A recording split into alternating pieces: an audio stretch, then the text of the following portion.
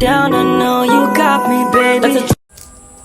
Halo, kembali lagi bersama kami kelompok 3 konsep dasar IPS. Pada video kali ini kami akan menjelaskan materi kelas 4 yaitu membangun masyarakat yang beradab. Sebelum masuk ke dalam materi, saya Titania Sagala selaku moderator akan memperkenalkan secara singkat rekan-rekan saya. Baiklah, kita akan masuk ke dalam materi yang akan disampaikan oleh rekan-rekan saya. Menjelaskan pengertian membangun masyarakat yang beradab. Membangun masyarakat yang beradab adalah upaya kolektif untuk menciptakan lingkungan sosial di mana nilai-nilai moral, etika, dan saling menghormati menjadi dasar dalam interaksi sehari-hari. Ini melibatkan proses berkelanjutan untuk meningkatkan kualitas hidup masyarakat secara keseluruhan. Tujuan pembelajaran membangun masyarakat yang beradab yaitu yang pertama, mengembangkan karakter dan moral, yaitu menanamkan nilai-nilai kejujuran, tanggung jawab, disiplin, dan kerjasama, mengajarkan sikap saling menghormati, toleransi, dan menghargai perbedaan dalam kehidupan sehari-hari. Yang kedua itu menumbuhkan kesadaran sosial, yaitu mendorong siswa untuk peduli terhadap sesama melalui kegiatan seperti gotong royong, berbagi, membantu teman, mengajarkan pentingnya hidup harmonis dalam keberagaman budaya, agama dan adat istiadat. Yang ketiga itu meningkatkan kemampuan berpikir kritis dan kreatif, yaitu membantu siswa memahami masalah sederhana di sekitar mereka dan menemukan solusinya dengan kreatif. Yang keempat itu menanamkan kesadaran lingkungan, yaitu membiasakan siswa menjaga kebersihan, mengelola sampah, dan mencintai alam sejak dini. Yang kelima itu yaitu mengajarkan hak dan kewajiban, yaitu membantu siswa memahami dan kewajiban mereka sebagai anggota keluarga, siswa di sekolah, dan bagian dari masyarakat. Yang keenam itu membiasakan sikap sopan dan santun, yaitu mengajarkan siswa cara berkomunikasi dan bertindak dengan sopan dalam berbagi situasi. Masyarakat yang beradab, yang pertama toleransi, seperti saling menghargai perbedaan agama, suku, budaya, dan pandangan. Yang kedua keadilan, semua anggota masyarakat memiliki akses yang sama terhadap hak dan kesempatan.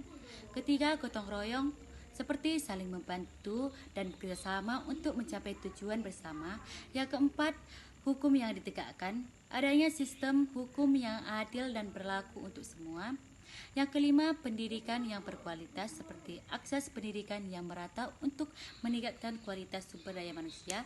Yang keenam, lingkungan yang bersih, seperti menjaga kebersihan lingkungan sebagai bentuk tanggung jawab terhadap generasi mendatang. Yang ketujuh, sopan santun, menjunjung tinggi nilai-nilai kesopanan dalam berinteraksi. Mengapa pentingnya membangun masyarakat yang beradab? Yang pertama, kualitas hidup yang lebih baik, seperti masyarakat yang beradab cenderung lebih bahagia dan sejahtera. Yang kedua, kehidupan yang harmonis, seperti toleransi dan saling menghormati menciptakan lingkungan yang damai. Yang ketiga, perkembangan yang berkelanjutan, seperti masyarakat yang beradab lebih siap menghadapi tantangan masa depan. Contoh yang baik adalah menjaga penutuan bagi masyarakat lain. Bagaimana cara membangun masyarakat yang beradab? Seperti mulai dari diri sendiri, terapkan nilai-nilai kebaikan dalam kehidupan sehari-hari. Pendidikan karakter, seperti tanamkan nilai-nilai moral sejak dini pada anak-anak. Penguatan nilai-nilai agama, seperti agama mengajarkan nilai-nilai kebaikan yang universal. Partisipasi aktif dalam masyarakat, seperti bergabung dalam kegiatan sosial dan masyarakat. Dan pemanfaatan teknologi, gunakan teknologi untuk menyebarkan nilai-nilai positif. Manfaat masyarakat yang beradab, yang pertama kualitas yang lebih baik, yang kedua kesejahteraan masyarakat yang saling menghormati dan bekerjasama cenderung lebih kesejahteraan, yang ketiga keamanan. Tingkat kesejahteraan cenderung lebih rendah karena adanya rasa saling percaya. Yang keempat, kesejahteraan mental, seperti lingkungan yang harmonis dapat mengurangi stres dan meningkatkan kesejahteraan mental. Yang kelima, perkembangan yang lebih pesat.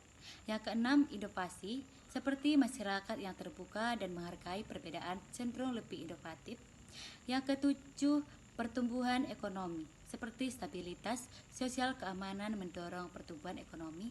Yang ke-8, pemanfaatan sumber daya seperti sumber daya alam dan manusia dapat dimanfaatkan secara optimal. Yang ke-9, kehidupan yang lebih harmonis. Yang ke-10, toleransi seperti masyarakat yang beragam dapat hidup berdampingan secara damai.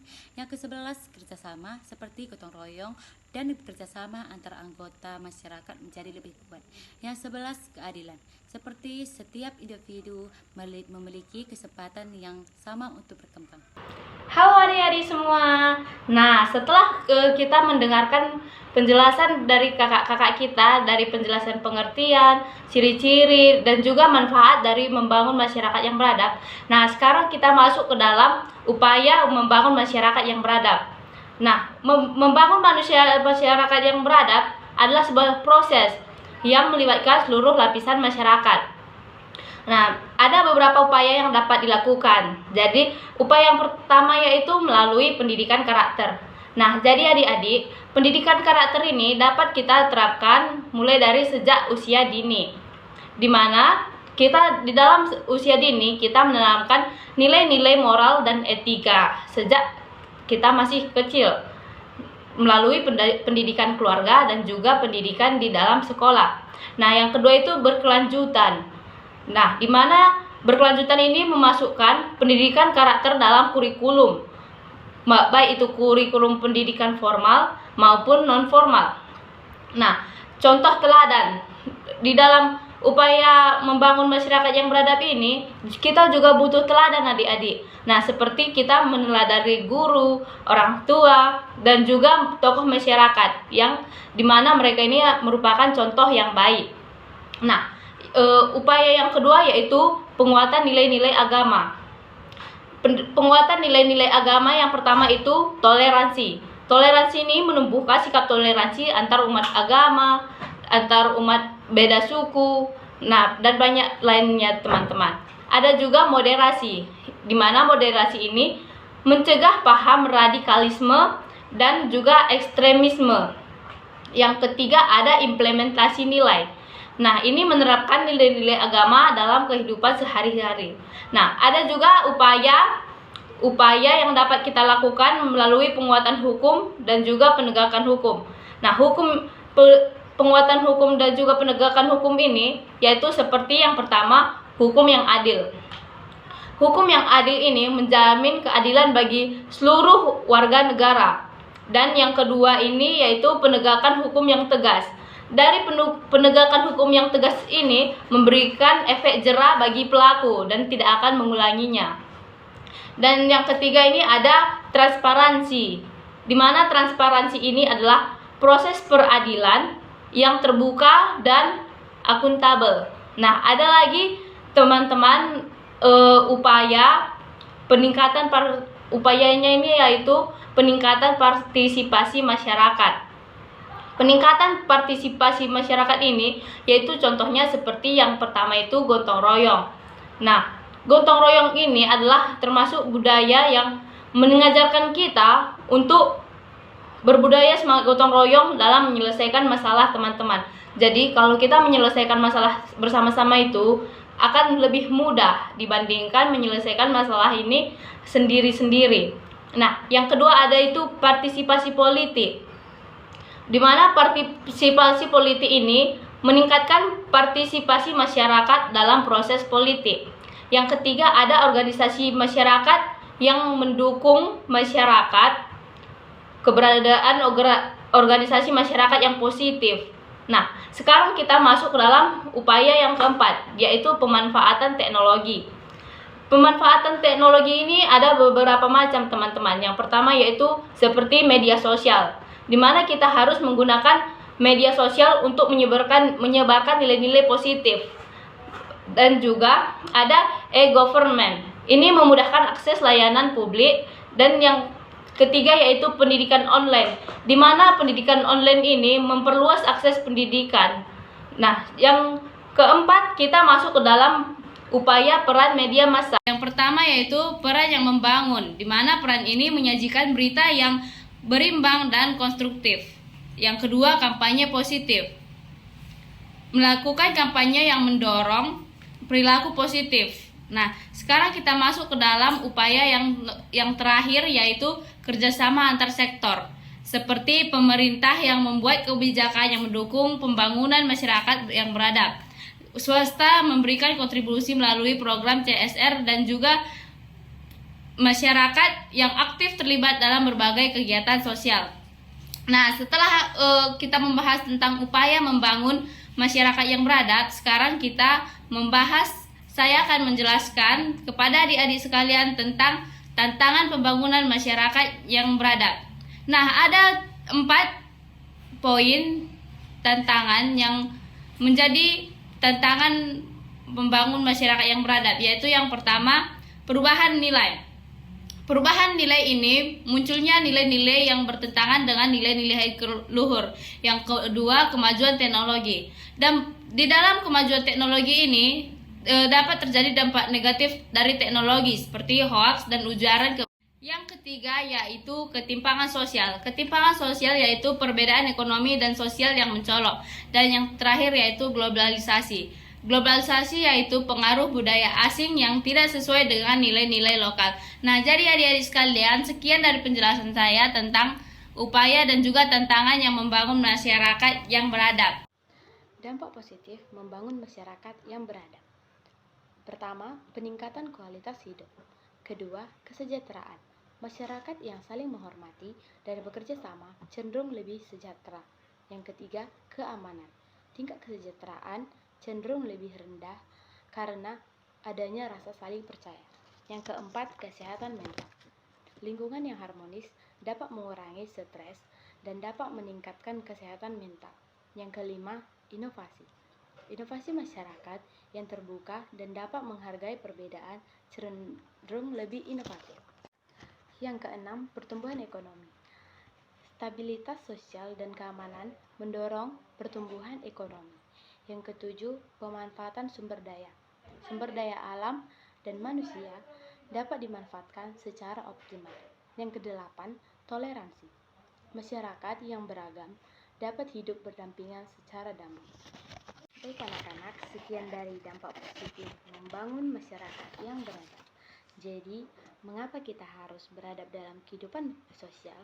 Karena kita dapat menciptakan lingkungan yang lebih aman, damai, dan menghormati dan harmonis. Nilai-nilai seperti tolong-menolong, kesopanan, dan saling menghormati dapat membantu kita menjalin hubungan yang lebih positif dengan tetangga, teman, saudara, dan komunitas sekitarnya. Masyarakat yang mengedepankan dan selalu mempertimbangkan moral dalam setiap tindakan yang dilakukannya. Dengan begitu, rasa kemanusiaan yang dimiliki tiap individu dalam masyarakat menjadi sangat tinggi.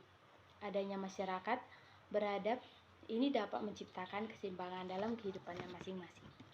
Dampak negatif membangun masyarakat yang beradab yaitu intoleransi. Intoleransi ini yaitu upaya menegakkan moralitas yang terlalu kaku dapat memicu intoleransi terhadap kelompok minoritas atau pandangan yang berbeda.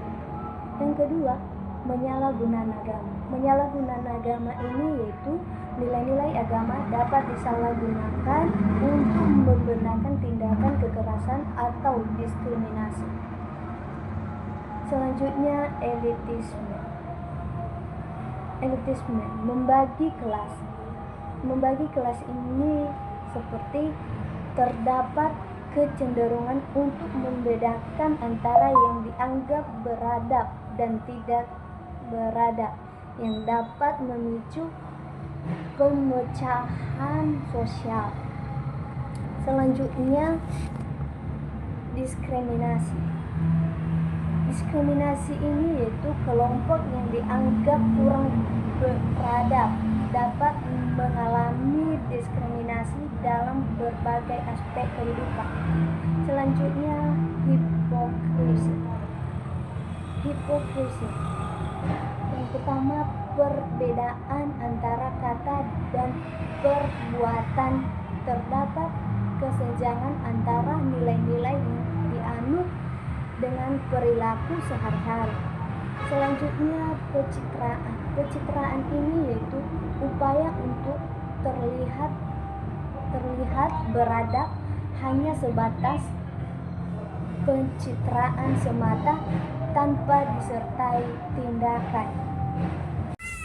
Jadi, kesimpulan tentang membangun masyarakat yang beradab adalah bahwa hal ini memerlukan upaya kolektif untuk menciptakan komunitas yang menjunjung tinggi nilai-nilai moral, etika, keadilan, dan kemanusiaan. Masyarakat yang beradab tidak hanya berlandaskan pada kemajuan intelektual dan teknologi, tetapi juga pada penghormatan terhadap keberagaman, kepedulian sosial, dan tanggung jawab terhadap lingkungannya. Sekian dari video kami tahu video kami masih banyak kurangnya, kiranya ibu dosen dan teman-teman sekalian dapat memaafkannya, dan kami mengucapkan banyak terima kasih kepada ibu dosen dan teman-teman sekalian karena ikut serta berpartisipasi dalam video kami. Kami dari kelompok 3 mengucapkan terima kasih.